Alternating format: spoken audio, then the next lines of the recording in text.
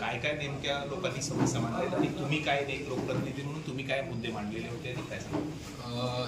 MSRDCनं या 2 दिवसाच्या बैठका सातारा जिल्ह्यामध्ये त्यांनी घेतलेल्या आहेत. काल महाबळेश्वर, जावळी, आज सातारा आणि पाटण अशा ह्या बैठका झालेल्या आहेत. काल सुद्धा जावळीमध्ये MSRDCचे अधिकारी, त्याचबरोबर विविध गावचे सरपंच, लोकप्रतिनिधी, स्थानिक जे आहेत, ह्या सर्वांची बैठक झाली. आज सुद्धा साताऱ्यात ही बैठक पार पडली.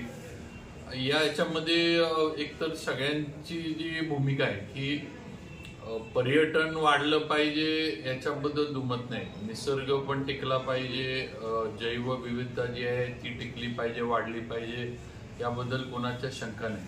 पण हे करत असताना ज्या परवानग्या विविध बांधकामांना घ्यायला लागतात त्याच्यामध्ये सुलभता असावी, हा एक पहिलं तर सगळ्यांचा मुद्दा राहिला. दुसरी गोष्ट, नेमकं या प्रकल्पामुळं याची चांगली बाजू आणि वाईट बाजू या दोन्ही गोष्टी समजून घेण्याचा प्रयत्न सगळ्यांनी केला.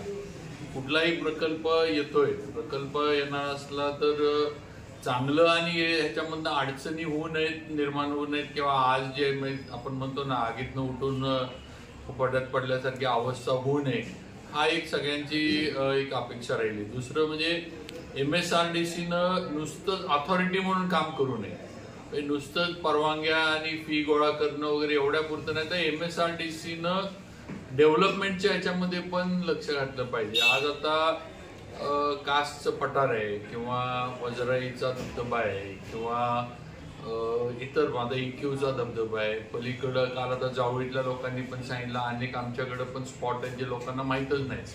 तर ह्या गोष्टी डेव्हलप करण्यासाठी MSRDCनं फंडिंग केलं पाहिजे. अम्युनिटीज ज्या काही टुरिस्ट येणार आहेत त्यांना, किंवा अगदी गावातल्यांना सुद्धा ज्या लागतील त्या दिल्या जाव्यात. दुसरं म्हणजे प्लॅनिंग करत असताना सगळ्यांनी ज्या काही सूचना बऱ्यापैकी दिल्यात. आज आता क्रीडाईची लोक होती, आर्किटेक्ट लोक होती, काही एन्व्हायरमेंटलिस्ट साताऱ्यातले होते जे इथं काम करतात अनेक वर्ष. यांनी ज्या सूचना दिल्यात की यांनी ज्या भीती काही व्यक्त केल्यात त्याबद्दल MSRDCनं सुस्पष्टता ठेवावी. पुढं सुद्धा या लोकांच्या ज्या काही एन्व्हायरमेंटलिस्टच्या ज्या हे आहेत त्या खरं म्हणजे बारकाईनं लक्ष घालून त्या दूर कराव्यात, त्यांच्या ज्या शंका आहेत त्या. आणि जंगलतोड होणार नाही, कुठेही बेकायदेशीरित्या बांधकामं होऊ नयेत, ही आमची सगळ्यांचीच भूमिका आहे. आणि हे होत असताना सुद्धा आपला हा संपूर्ण परिसर कॉन्क्रीटचं जंगल पण नाही झालं पाहिजे.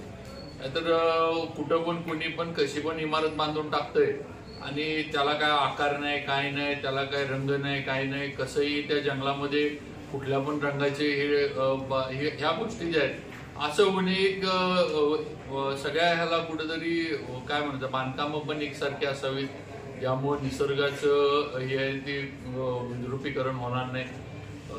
मी तर पुढे जायला की तुम्ही बांधकामांचे रंग पण MSRDCने करावे, की कुठल्या रंगाची बांधकामं त्याला सुद्धा, कारण शेवटी तिथं जे काही फ्लोरा फॉना आपण जे म्हणतो त्याला पण काहीतरी मॅचिंग सगळं असलं पाहिजे.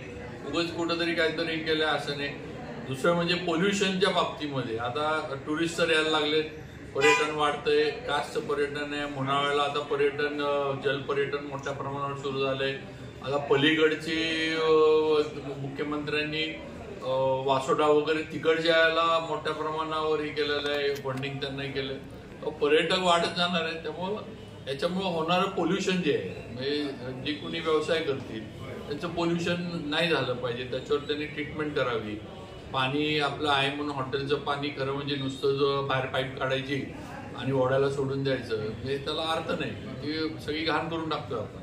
ह्याची बंधनं असली पाहिजे, माझं तर स्पष्ट मत आहे. तुम्ही ज्या वेळेला काही व्यवसाय करताय त्यावेळेला निसर्ग जपण्याचा, त्या निसर्गामुळे आज तुमचा व्यवसाय उभा राहतोय.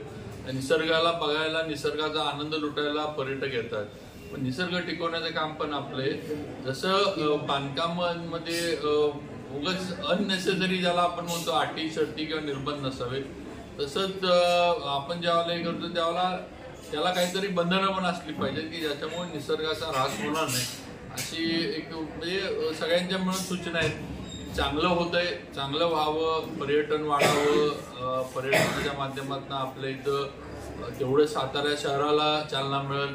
आज महाबळेश्वरात पाचगणीवर जे सगळा लोड यायला लागलाय तो थोडाफार या सगळ्या परिसरामुळे, कारण आपण तसं बघितलं तर एकाच उंचीला आहे, तसं काही नाही आणि बऱ्यापैकी नैसर्गिक परिस्थिती आपल्या इथली तशीच आहे महाबळेश्वर पाचगणीसारखी.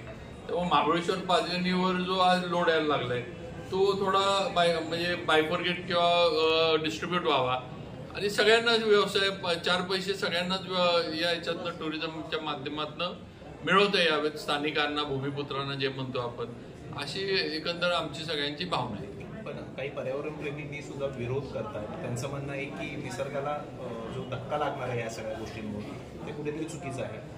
नाही, पर्यावरण प्रेमींचं जी शंका आहे त्या शंकेचं म्हणजे निसर्गाला धक्का लागणार नाही हे बघून नियोजन झालं पाहिजे आणि MSRDCच्या अधिकाऱ्यांनी तसं हे करावं. एन्व्हायरमेंटलिस्टना त्यांनी त्यांच्याबरोबर घ्यावं किंवा त्यांच्या सगळ्यामध्ये सहभाग करून घ्यावा.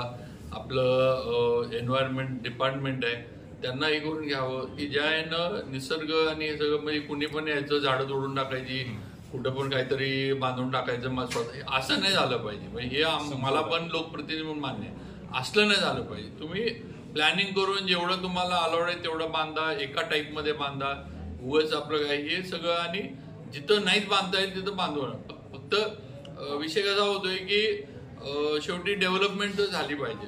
आज आपण काय म्हणतो की या विभागातली मुलं सगळी नोकरीला पुण्या मुंबईला जातात. पुण्या मुंबई आज आता या विभागात जो डोंगरी भाग आहे तिकडे शेती मर्यादित आहे, तिकडे जास्तीत काय भात, स्ट्रॉबेरी या गोष्टी होतात, त्यातनं फार काय उत्पन्न मिळत नाही.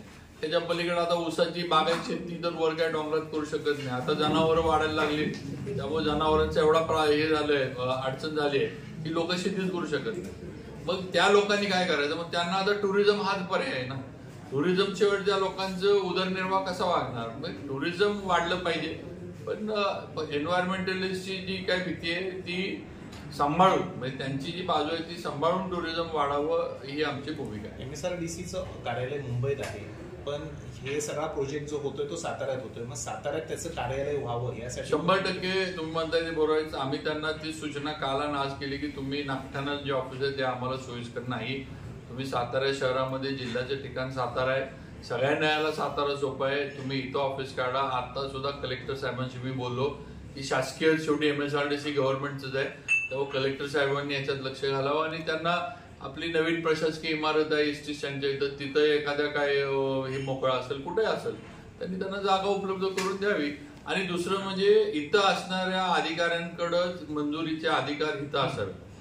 इथं नुसती कागदपत्र गोळा करा आणि या मुंबईला आणि या CBDला हे शक्य नाही, करू शकत नाही आपण. कारण पैसा जसं महत्वाचा आहे त्याच्यापेक्षा वेळ महत्वाचा आहे प्रत्येकाचा. म्हणजे पैशाला येण्या जाण्याचा खर्च ही एक बाजू आहे पण वेळ वाया जातो. इथनं CBDला जायचं एका कामासाठी वेळ वाया जातो, वेळाचं महत्व जास्त आहे, पण त्याला काय तुम्ही पैशाच्या ह्याच्यात मोजू शकत नाही.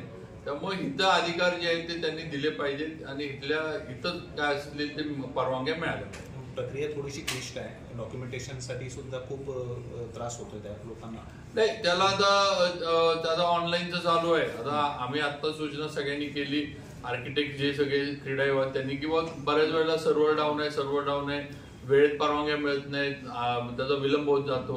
आमचं म्हणणं आहे अशा वेळेला ठीक आहे टेक्निकल प्रॉब्लेम येऊ शकतो मान्य, पण त्यावेळेला ऑफलाईन पद्धतीनं तुम्ही घ्या, त्याच्यावर निर्णय करा. आणि ही प्रक्रिया जी आहे जी आपण म्हटलं ही क्लिष्ट आहे ही सुलभ झाली पाहिजे. ती क्लिष्टता जी आहे ती त्यांनी MSRDCनं दूर करावी प्लॅनिंग ऑथॉरिटी म्हणून, किंवा या काही गरजेच्या गोष्टी आहेत तेवढ्या मागा, उगाच गरज नसणारे पण परवानग्या आणा, ही NOC आणा, ती NOC आणा, जी लागणार आहे तेवढं देऊ आपण, पण त्यामुळं त्याचं त्यांनी क्लिष्टता जी आहे ती दूर केली पाहिजे, तर कुठेतरी ह्याला लोकांचा पाठिंबा मिळेल.